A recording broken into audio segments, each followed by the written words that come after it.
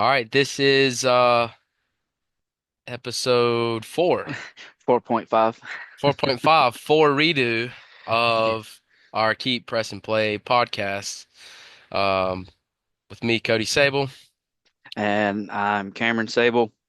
and thanks for tuning in. So this as the point five may or may not suggest, we did a in-person podcast together.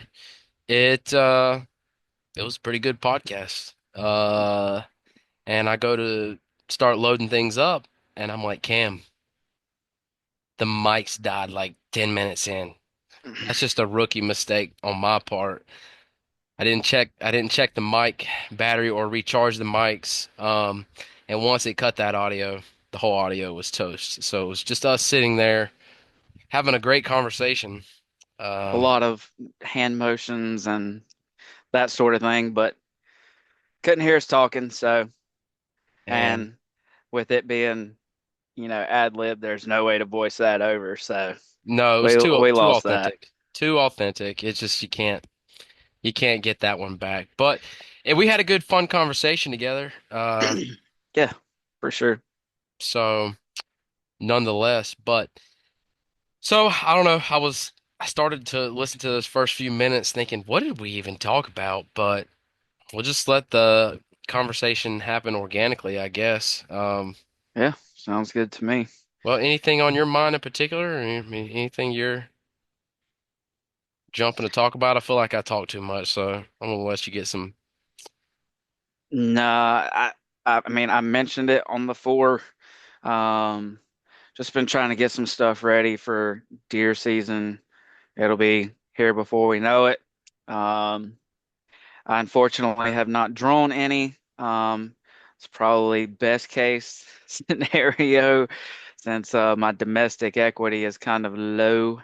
Um, still have to put in for Pennsylvania. I do too. Um, so, but thus far haven't drawn any, and with me not drawing any, I'm not going to try to um, do any OTC. Although I would love to. I love the Oakwoods, obviously. Far more than even, whitetail, deer, woods, if you will. Um, but been trying to get some stuff ready for whitetail season. Um, Clearing lanes, posted a while back of some screening grass that I had put in to try to better the habitat. Um, Tried planting some food plots. So still got some more stuff that I'd like to do. Um, I didn't get all the clearing done before, new growth happened. So it's pretty thick towards the back of my property. Um, so I'll have to hunt what I can. But with it being so thick, I don't know how much I'll get cleared back there. It's a lot of briars in between rows of pines. So, um, but the accessible stuff I've been working on, just trying to better those uh, parks, if you will. And so uh, got a couple. I do have um, a saddle, which obviously is super mobile, but after hunting out of the saddle last year, um, I like it, but I do prefer a traditional hanging stand, I think better. So gonna get a couple stands, hopefully, at least one, and get it put up, and then maybe some sets of sticks. Since I only have one set of sticks, with my saddle, um, my saddle package. Um, so instead of having to take those down and put them up all the time, maybe target trees in these different areas and put some sticks up so it'll be pretty seamless as far as entry goes.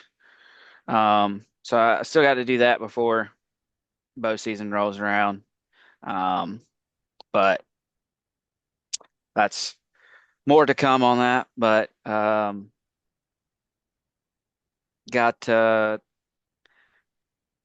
to get back to shooting more religiously. I've been slack. Obviously, if you've listened to any of our podcasts, previous podcasts, I have four kids, and so they take up majority of my time. And when they don't, I'm heavily involved in our church and with the youth of our church. So been super busy.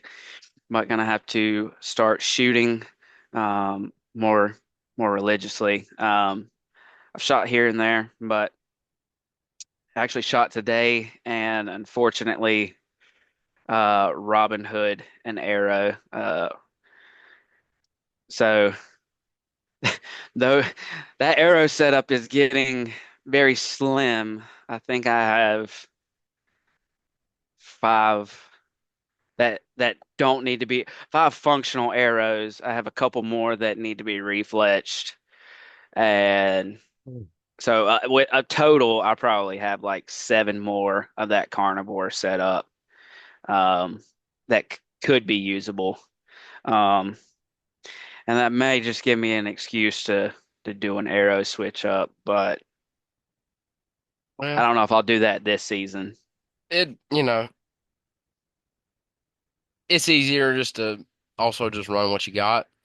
I have one here that you want me to refletch that I still need to refletch, but um I haven't done it. So Yeah, I get it. but yeah, Robin Hood and arrows are I have a handful on my shelf, and it's cool the first time you do it, and then you recognize it's just a really expensive thing. Yeah, And so, it it's not fun. So I'm weird about I don't shoot more, well, really, even at distance, I try not to shoot more than like two or three, two really, because sometimes even at like 80 yards, you smack knocks and eh, so I usually, I'll shoot a broadhead and a field point just to see what's hitting. But at 20 yards, at 30 yards, 40, depends on how good I am shooting at the moment. But I usually just try to put one in a spot. 40 I might do two, but yeah, three no. Um, because even at 40, sometimes I smack a knock, and then now I didn't really Robin Hood it, but now I got a compromised arrow, and I'm not shooting a compromised arrow out of a 82, 83 pound bow. no, No, that thing no, blow up and then my everything breaks. I'm good. yeah, Yeah, I don't got the time or the money for that mess. So yeah. So yeah, after I did that, obviously started shooting at different points. I just I don't know. I figured I'd get back in the routine of things and uh, you know, just start going through my shot process. And I mean, I guess it's good that I grouped it like that, but yeah, it's kind of good. kind of sucked You put that to on you lose another era. put that on the shelf and say, "Yep, that happened," and you move on. Yeah. That's because I mean, even if the one arrow is okay, like I when I Robin Hooded them, I set them on top of the bow rack, and I'm like, that's just a memory I have. And Yeah. that's an expensive mess up there. And then, like I said, then I got the ones where you just nicked it, and now you broke a piece out of the carbon or whatever, or you split the carbon, or Hmm. and you're like, well, that's no good either. So I got those arrows too. So yeah, when you're when you're shooting good arrows, which I think is an important thing, why would you spend the money on a bow and shoot crappy arrows with crappy broadheads, which I've said on here before, like that's the part that kills the animal. So, Yeah. you know, Excuse me. put put in put in if you're gonna cut corners, like do it on your site. Do it on, you know, don't you know, don't buy a new string if you really don't need one, or you know what I mean? Like Yeah. save your money there or something, but don't I say put your money into your broadhead and your arrow. Yeah. I mean, you can you can use a really, really old bow and have a good arrow set up and be just fine.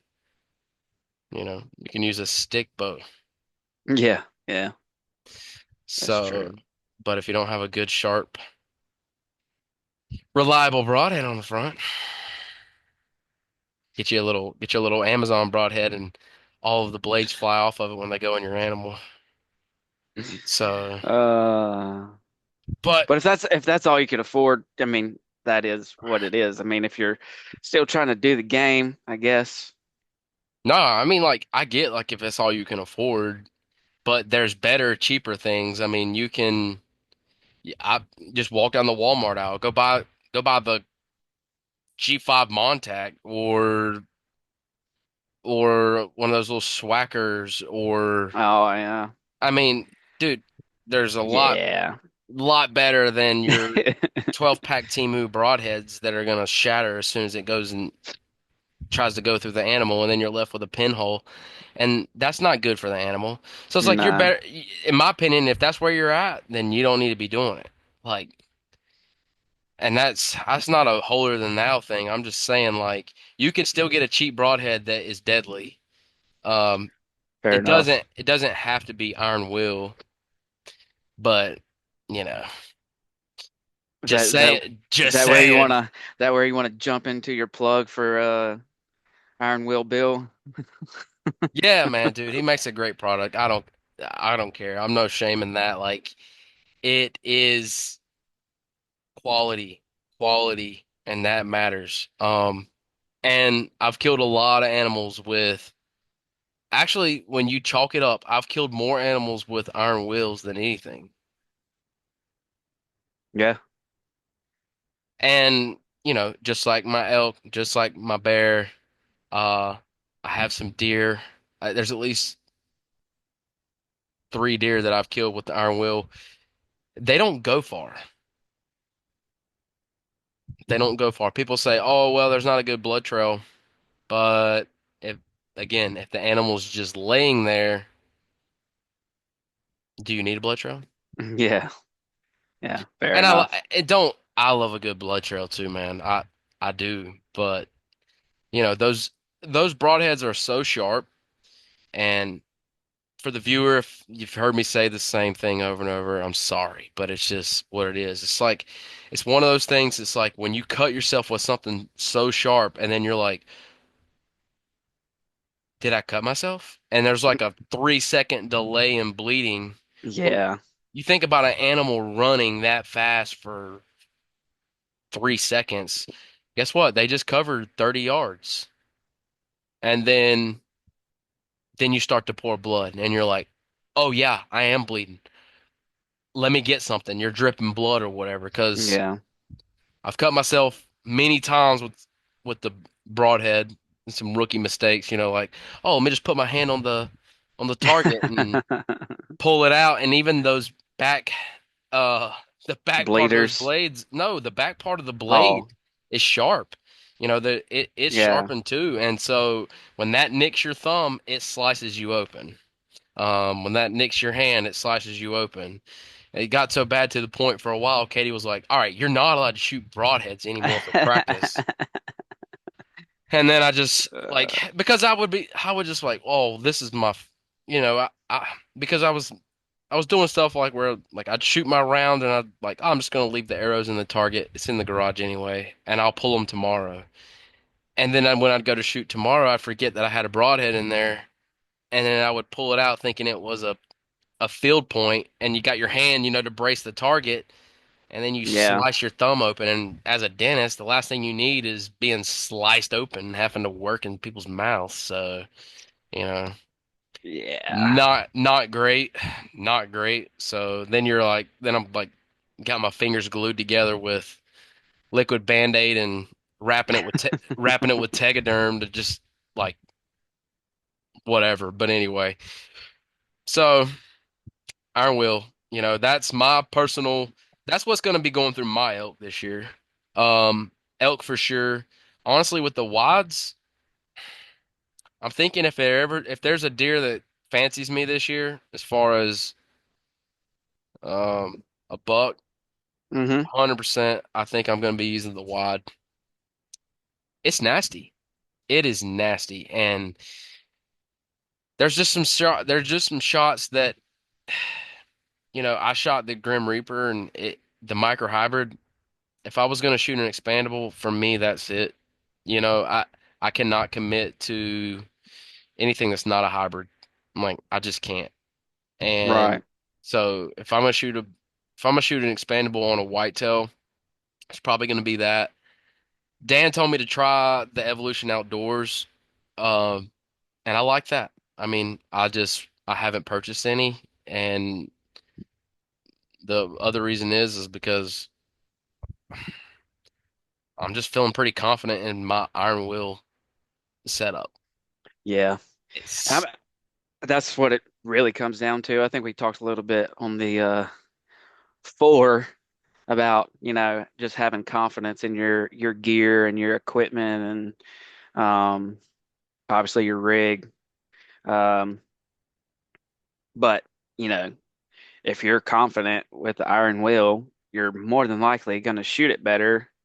So it's going to be, should be more lethal shot if you're more confident in your uh, gear, your equipment, what you got on the end. yeah, Um, so, you know, if the iron wheels aren't for you, for those who are listening, then whatever you're confident in, whatever I guess you've seen success in, probably is going to be what you prefer to use. But yeah, we were talking the other day just over the phone or whatever. I thought I had the 125s. I put them on the scale, the grain I scale. They're told you. they're I 100s, built your dude. arrows. I know.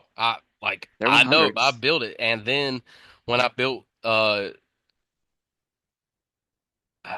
you some arrows and I didn't even have any 100 grains because I've been shooting 125s for years now. My the old Charger shoots 100s. Uh but yeah, I didn't have any 100 fill points, so I pulled them off of some hundreds that I had and put them on yours after I built your arrows. That's how I knew. I was like, I know yours is 100. I've built your arrows. I So, thought that I was shooting 125 on the front, but nope, they're 100. I put them on the scale and I was like, well, maybe it's just my iron wheels. I don't know. But obviously, all the others panned out to be 100 grains too.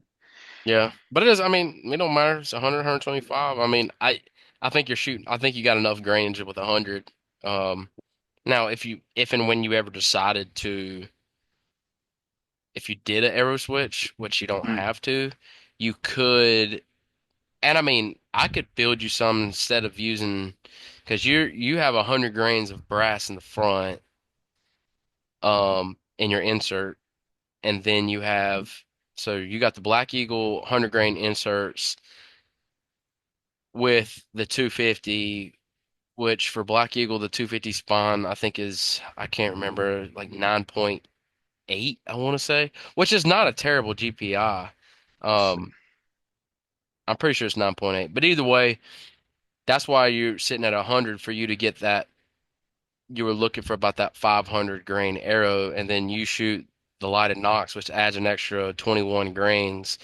So I think your total grains is somewhere around like 519, 521, something like that. Um, Let's see. but what I'm saying is if you switched and then you went to a lighter GPI arrow, or you can use the same exact arrow and then we can just run 75 in the front, and you can run 125 on your broad. it's whatever. It's either way. I mean, it doesn't really matter. Um, but if you have a ton of 100 grain broadheads, I've just more and more started getting to the point where I'd rather my weight be in the broadhead to an extent. Like even with iron wheels, like I was trying to look at some things and I was like, well, am I gonna get more broadhead if I bump up to a 200 grain? But really, the only thing that is changing after 150 is the ferrule.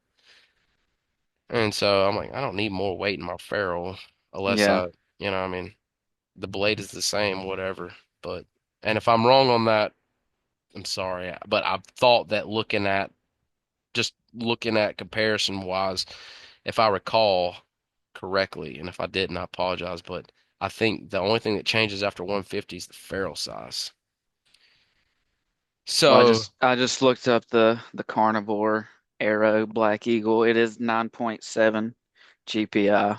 look at So that. This brain's good for something sometimes. But I built a lot of carnivore arrows because that was my arrow that is still set up for my charger. Um, it's a good arrow, man. yeah. And and I think Black Eagle makes a pretty good product. I mean, I I'm big on the Rip TKOs right now. I mean, that's what I've been using for years, and you know, I've said it before. I mean, the proof's in the pudding, and I I just I like Victory product. I like that it's spine aligned. I like the carbon weave, and then for with the Rip TKO with a 8.9 GPI.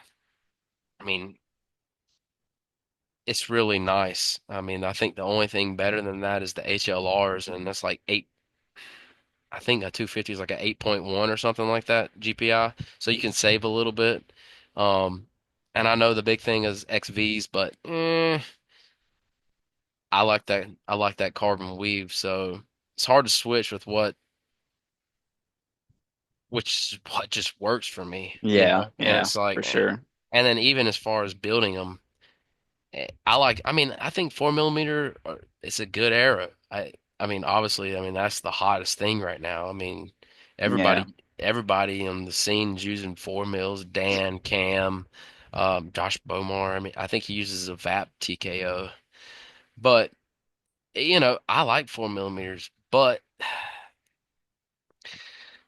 the GPI is a little heavier, and I personally like my weight to be in the front of the arrow.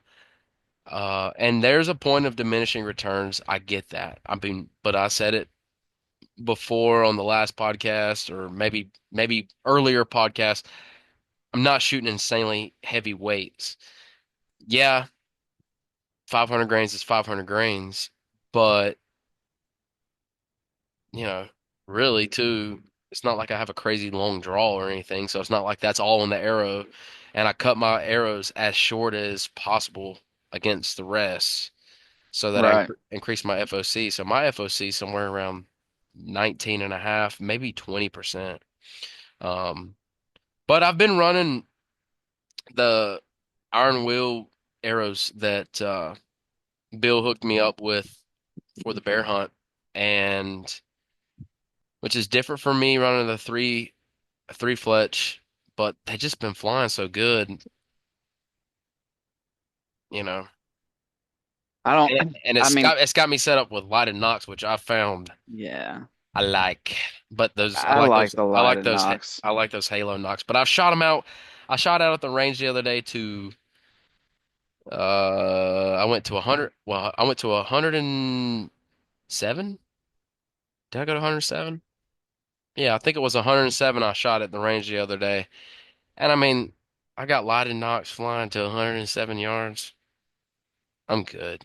You Yeah, know well, what I I mean, mean? if you tune your bow to the lighted Knox, then Yes and no, but I think you could have more discrepancy potentially versus just like a IPE knock or just like a standard knock. I think you could have more discrepancy just because the weight, the distribution is just a little different. I mean, I haven't seen anything that's really got me like, oh, what that's not flying as good as my regular knock, but um,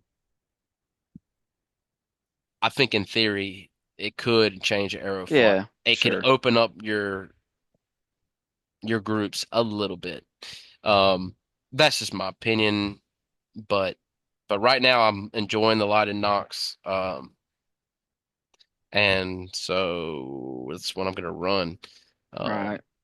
The only thing I'll say about those iron wool arrows is just the where like where I draw and where I anchor into my knuckle into my corner of my chin here. Hmm. Every once in a while I can maybe catch myself getting a little facial pressure with that. And Hmm. so I like when I fletch mine, I don't fletch them that close to the knock. I like to fletch them down further. Um, Yeah. so that's the way yours is done. That's the way all of the my arrows that I fletch. So that might be the only thing I really change is just move the fletch down some. Um, but right now I'm running that three vein configuration. Um, but I like four too. But Yeah. it's I I made that well. I made a little post on Instagram, which was a long. It was a long video. It didn't really get a lot. Well, it did okay, but initially it did not get a lot of views because it was 2 minutes and 23 seconds or something like that. But it was just to me, it was powerful, and I, the way I'm like, I want to inspire somebody like that. Yeah. That made me want to run through a brick wall. I mean, that's what it did for me. Like, and I was like, when I've been listening to it too when I've been running because it just like just I don't know, it just puts it into perspective, It's Yeah. like, you could do all these things, you can do whatever, it's like do it for just do it, Like Yeah. if you want to be something, then put the work in. And dude, elk season's just around the corner. So shoulder is getting better, but just not 100%. So, but I've started doing some light arm work this last week, which that's been good. Um, Still not completely pain free, but got crossover symmetry bands today. So Okay. gonna start I haven't opened the box yet, but gonna start building all the smaller Hmm. muscles, just keeping my shoulder bulletproof. So shout out to crossover symmetry for hooking me up, and I'm really looking forward to running that program for the next few weeks too. And but with Blaine, we're gonna shout Blaine out here. He's over here running a marathon. Yeah, he's running an ultra, if I'm not mistaken. Okay. It might it's either a marathon or an ultra. He was between both, and he sent me a text, and he was like, "Talk me out of it," and I was like, "Nah, dude, you should do it." And he was like, "You're not helping. You're supposed to talk me out of it." And I'm like, That's wild. So I think it's More not power to you, Blaine. not well not so I guess that's next weekend, I guess, for him. And so So I'm he like, should be, so I mean, I guess as long as he doesn't stop, I mean, he finishes, but essentially with him going with you, he should be Elkwood ready, right? As oh, long as he doesn't fall off the fall off after he completes the marathon or ultra marathon, well, sit on no, the couch for a month. no, he's good. He's never had an issue in the Elkwoods. Like, I mean, plus he lives I mean, Yeah. like he lives at elevation. So like just for him being out there alone and doing his normal just everyday training that he does as far as Yeah. running and stuff like that. Yeah. I mean, he's good. And that's why I told him this week. I was like, "You can run, bro.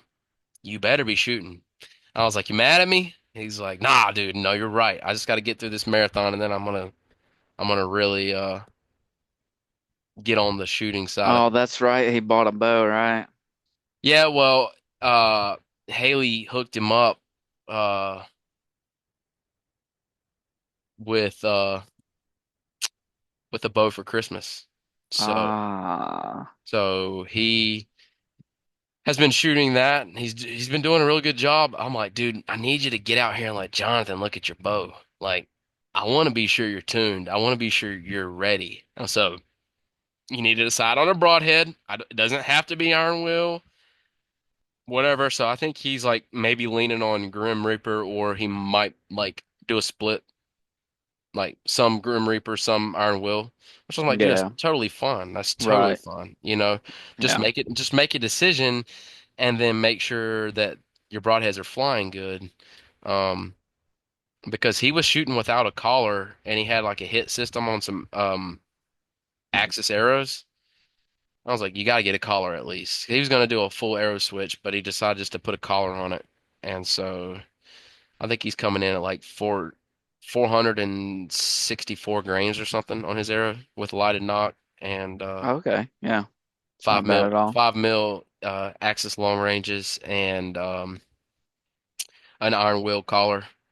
And I think he was shooting a 125 head. I'm like, that's all good. We just got to make sure that you're tuned. Yeah. So, I mean, because last I was like, the last thing you want to do is get that big bull in front of you and not be ready. But he'll be ready. He'll be ready. So, Blaine, when you listen to this, not we know you're ready. I can't wait to see your little chest get so tight when you shoot your first bull with a bow. It's gonna be hilarious to watch you just have an emotional breakdown because there's no other way around it. Y'all drew the same unit, right? Same unit. Yep. Yeah. So, whew, starting to get nervous just thinking about it. I'm ready. I'm ready. What I hope is that I'd be cool with tagging out day one and two and then packing those babies out and then shooting a bear and being done fast. Oh, you're saying like one of you day one, the other of you day two, pack it out, and then a bear. Yeah, Is that what you're saying? yeah, Okay. yeah. I was like, dang, you're just gonna leave them high and dry? Like, All right, bro, I'm out. Have fun. Pack that out yourself. That's what you get for leaving me last year. No, yeah, but I, dude, and I've said this before, and I'll say it to you. I don't mean it in any bad way, but I hate it, but I love it when you're by yourself. Because I mean, yes, I'm sending you a message on the sat phone or whatever, and I'll like say, "What do you think? This is I'm either gonna do this or this. What do you think?" And it's just because, but when you're by yourself, you're like, you just got to do it. You just have to suck it up. It's not like us having to make a decision together. You know what I yeah, mean? Like, yeah, I don't mean that any bad way, but it's like you just have to rely on you to get it done because you're the only one out there. right. So you got to go do it. And I think it's something different when there's something different about walking through mountain line country and all of that by yourself in pitch black, you know. Yeah, yeah, I don't know, man. Then it's like you come back and you're like, I'm not really scared of anything except grizzlies. I yeah. have, Fair enough. but I'm ready to play with some grizzlies now. So I don't want to mess with grizzlies, but I'm saying I'm ready to get into grizzly country. So, Yeah, but got to draw those tags, dude. Speaking of grizzlies, I'm ready to go to Alaska, but I need uh I need unlimited money or anybody that watches this, yeah, you want to shoot me on a trip and sponsor me. That would be great too. So, caribou, yeah. So bra anybody who wants to brown bear, sponsor grizzly either bear, one of us on any kind of hunt, elk hunt, moose hunt, anything like that. Midwest whitetail deer. Yeah, if you want to pay for it, sure. If you want to sponsor it, I'll use your equipment, whatever equipment you want me to use. Just hit us up. I, I know Cody will. I for sure will. Ah, And I think I could talk the wife into it if it's a sponsored hunt. I think Megan, this is for you. I think you should just come out west. Just come out for a couple days. Just drop that. Megan, this is news for you. Cameron is coming out west this year. Surprise. It's happening. Yeah, I don't. Yeah, we've already had that conversation, and it didn't go over well. So Jonathan asked me, he was like, "Your brother going this year?" I was like, not unless something's changed. I was like, I don't trust think me, I want to very badly, I know. but I know. uh, You got kids, there's other stuff. kids, trying to get a house built. She says if I could get a house built, so if I can get a house built before elk season, which is nearly impossible. Yeah. So Unless you stop going to work and you did it every single day. yeah. And Um, yeah, that still would be not gonna happen. but hoping that by next elk season, obviously the house will be built. And she said once she has a house that I can go. So Maybe we should just buy a house in Montana and just I keep seeing these listings for four I saw one yesterday, 453 acres. We can have a compound for sure. There's enough acreage that all of us could live there. yeah, It could happen. could maybe. I don't know. I'm not going to do anything without the clearance of the Lord, and I don't feel like that would be the Lord's will for me to uh move out there at this time. Lord's telling me you should just start a church out there. That's what I'm hearing. I don't think that's the Lord, that's me. Maybe that'll be so. Maybe one day. I don't know. Yeah. I don't know. Tough. I hate to be far away from family, but dude, to be out west and just be able to elk hunt. Heck yeah. Yeah. But we get to hunt whitetail and that is fun, but as far as buck wise, just aggravated here. Fair enough. Yeah, It you've just had. what I want to kill is just I'm not seeing and it's just kind of unfortunate. But you never know. Things can happen. And I might even start messing around some public land this year just to I gotta see something different. It's just I don't know. Well, You got a better chance of killing something random on public land is what I'm yeah. saying. Well, and you could also not. I mean, if you so essentially you could treat public land the way that you treat elk woods. Your Exactly. game units. It's not something that this sounds bad. I mean, obviously you don't want to go and blow another hunter's situation up, but if you feel like you're in there pretty much by yourself, then it would be the same concept as the elk woods. You could do more of the spot and stalk glassing, more of the elk hunting techniques, I feel like. Yes and no. Whitetail's a lot harder to spot and stalk in this area. You have to be out in some grasslands or Yeah, yeah. something more open.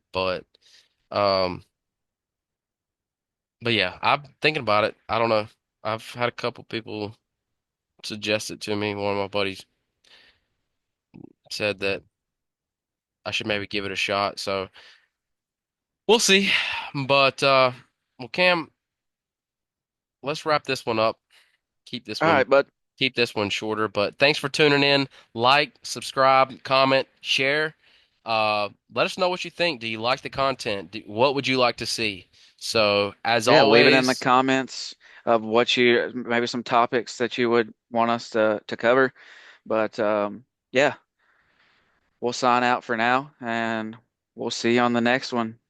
and Keep as pressing always, play. keep pressing play. That's All right. exactly right. Thank you guys. We'll see you later.